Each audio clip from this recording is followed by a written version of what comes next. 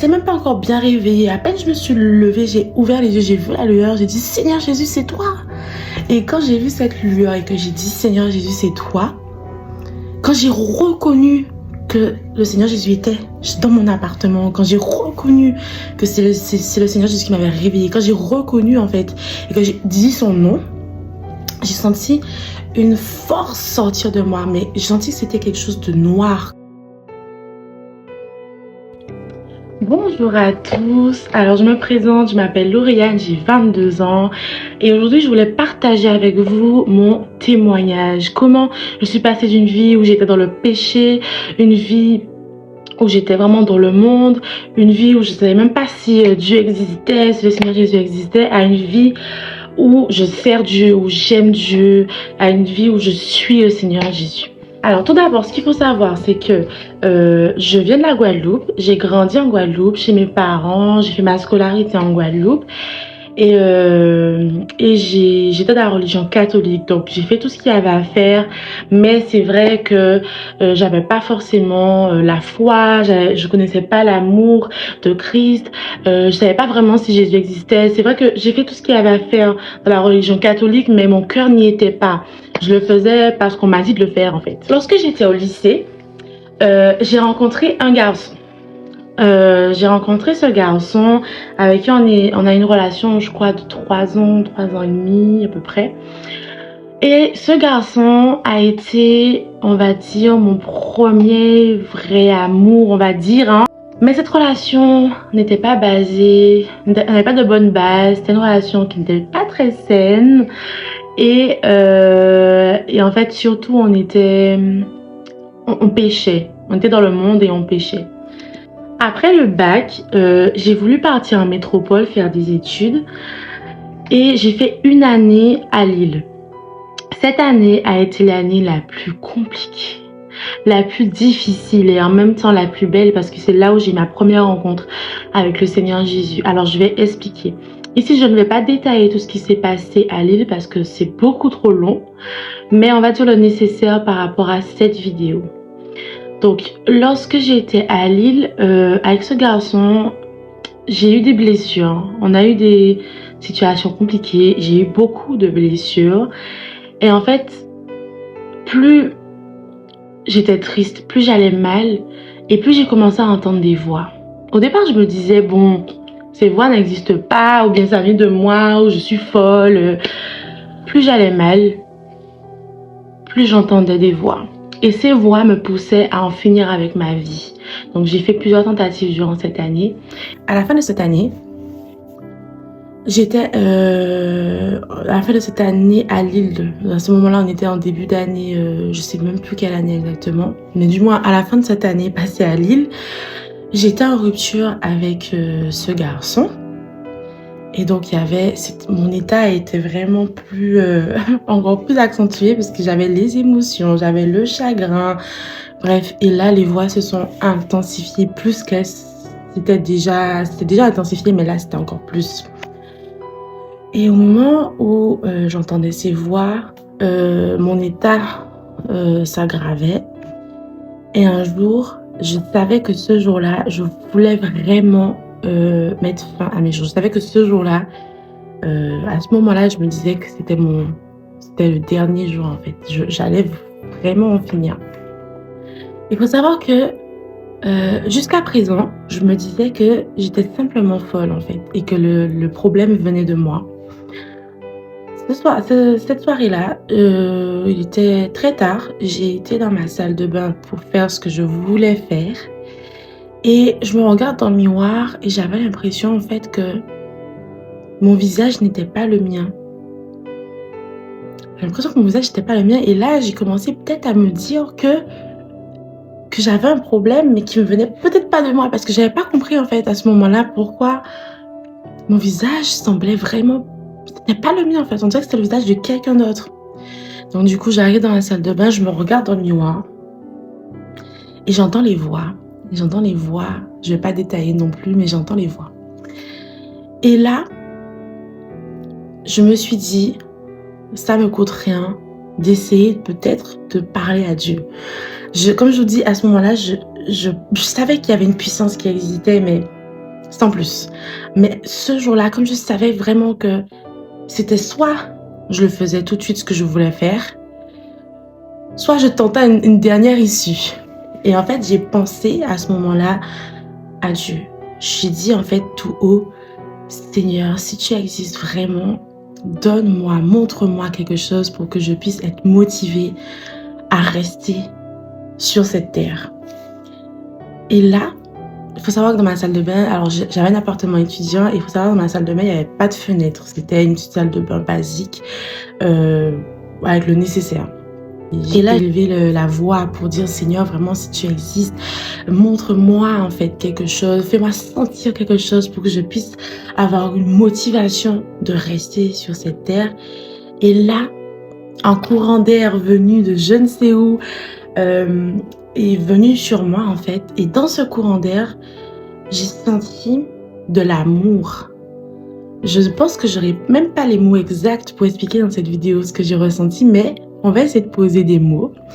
C'est que quand j'ai senti ce courant d'air me toucher, l'amour de Jésus est rentré en moi. Et là, je comprenais pas en fait. Je me suis dit, en fait, quand j'ai senti ça, j'ai dit, donc Seigneur Jésus, tu existes et tu m'aimes en fait. Et c'était une prise de conscience qui a vraiment changé cette soirée-là en fait.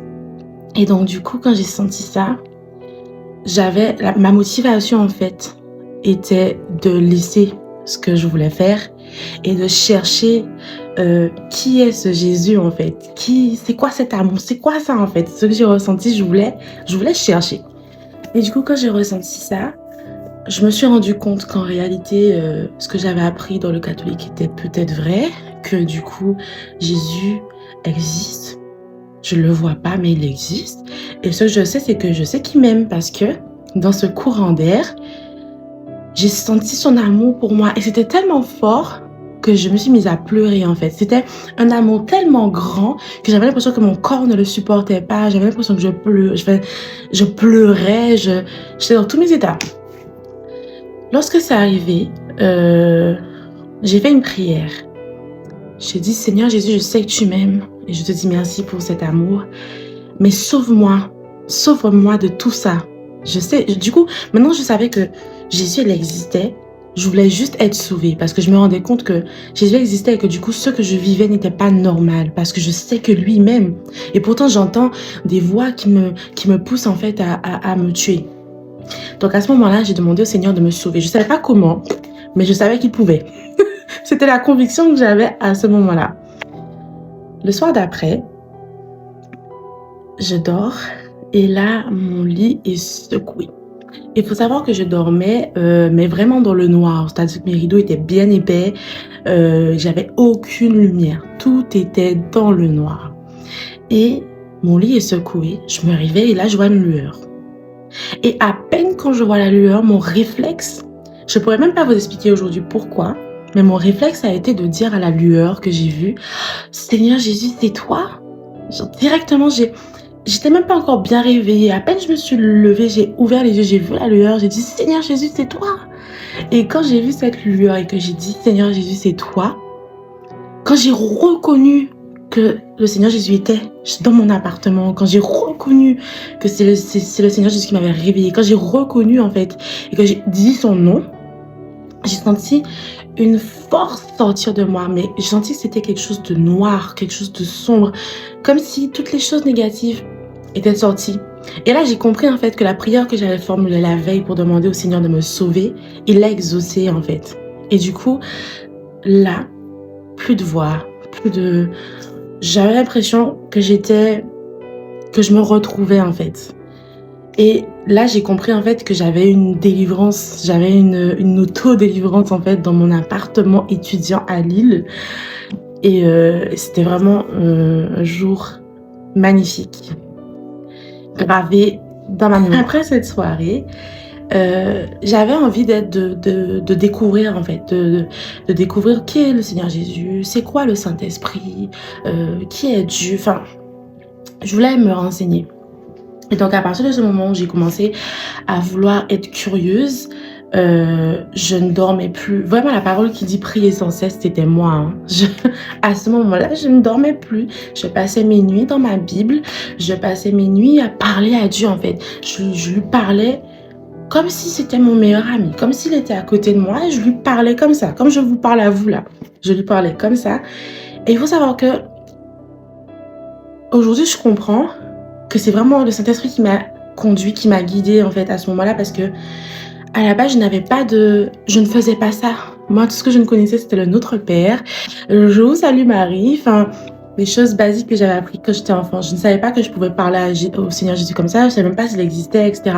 Mais en fait, à partir du moment où il m'a sauvée, à partir de ce moment-là, c'est comme s'il avait pris tout le contrôle en fait en moi. Et du coup, je passais mes nuits à lire la parole, etc. Mais il faut savoir que je disais la parole poussée par l'Esprit de Dieu. C'est-à-dire que j'ouvrais la parole là où Dieu voulait que j'ouvre la parole. Et ce que je lisais, ce que je prenais en note avait un sens. Aujourd'hui, quand je reprends mes notes, je vois que j'ai commencé... le Seigneur m'a d'abord enseigné avec les 10 commandements, ensuite qui est le Saint-Esprit, la Trinité, etc. Et je me suis rendu compte que à ce moment-là, en fait, à partir du moment où j'avais accepté le Seigneur Jésus, par rapport à cette fameuse nuit où j'avais vu la lueur et que j'ai dit le nom du Seigneur Jésus qui m'a délivré, à partir de là, il a pris sa place en moi et il m'a éduqué tout seul. Dieu m'a enseigné et éduqué tout seul. C'était le moment du confinement et vraiment, tout au long de ce moment du confinement, j'étais vraiment enseignée par Dieu lui-même. Donc, j'étais poussée à lire la Bible, mais à cet endroit-là. J'étais poussée à noter telle chose. Vraiment, Dieu me parlait. J'entendais Dieu me parler et j'exécutais, en fait. J'étais vraiment poussée par l'Esprit de Dieu pendant une longue période. Tout ce que j'ai raconté, c'était du coup ma première rencontre avec le Seigneur Jésus. Et en fait, après tous ces enseignements, après tous ces moments merveilleux passés avec le Seigneur Jésus, après, j'étais retournée en Guadeloupe pendant un moment. Et bon, c'est vrai que mon parcours avec le Seigneur Jésus, il est plus long. Il est beaucoup plus long. On va pas forcément tout détailler. Mais voilà, ce qu'il faut savoir, c'est que voilà comment j'ai eu ma rencontre avec le Seigneur Jésus. Ma première approche avec le Seigneur Jésus. Et après, il y a eu autre chose. C'est-à-dire que je n'ai pas tout de suite suivi les pas du Seigneur. Je n'ai pas tout de suite suivi et appliqué la parole de Dieu. On va dire que j'ai une période où j'avais un peu lâché, j'avais un peu abandonné. Et durant cette période, justement, pour moi, c'est la deuxième grande étape de mon parcours. J'avais rencontré, je faisais partie d'une assemblée, une assemblée qui se situe en Guadeloupe, aux Abîmes. Je pense que s'ils regardent cette vidéo, ils vont se reconnaître. Et dans cette assemblée, c'est vrai que même si j'avais lâché, que j'avais pas forcément continué à suivre le Seigneur Jésus, parce qu'en fait, pourquoi j'avais lâché, c'est que j'avais eu des blessures à mon retour en Guadeloupe et je pense que j'étais pas suffisamment armée. Donc du coup, j'avais lâché. Et dans cette assemblée, je retrouvais l'amour du Seigneur Jésus à travers mes frères et sœurs. On faisait des rencontres entre jeunes. On se voyait et ça me faisait vraiment du bien. Cette fraternité, ça me faisait du bien et je sentais l'amour du Seigneur Jésus à travers ses frères et sœurs. L'amour que j'avais senti à Lille dans ma salle de bain, je le ressentais de nouveau en fait dans cette assemblée. Donc je suis restée là, ils m'ont aidé, soutenu, j'ai appris, j'ai pris ce que je devais prendre pour la suite de mon parcours. Et après, où j'en suis aujourd'hui, donc je suis à ma 3e étape de tout ce parcours qui est très long. En fait, chaque étape nécessiterait que je détaille, sauf que c'est trop long. Mais en tout cas, la 3e grande étape, c'est là où j'en suis aujourd'hui, c'est que voilà, je suis dans un ministère, dans un autre ministère. Là, je suis en métropole, donc je suis retournée en métropole. Bon, longue histoire. Je fais partie d'un ministère avec mon mari, où on a rencontré un homme de Dieu, un prophète qui nous a révélé des choses sur notre vie. Et c'est vraiment à partir de ce moment-là que j'ai pris pleinement conscience des choses. Et là, j'ai vraiment décidé de suivre le Seigneur Jésus et de ne plus avoir un pied dedans, un pied dehors et de lui donner toute ma vie.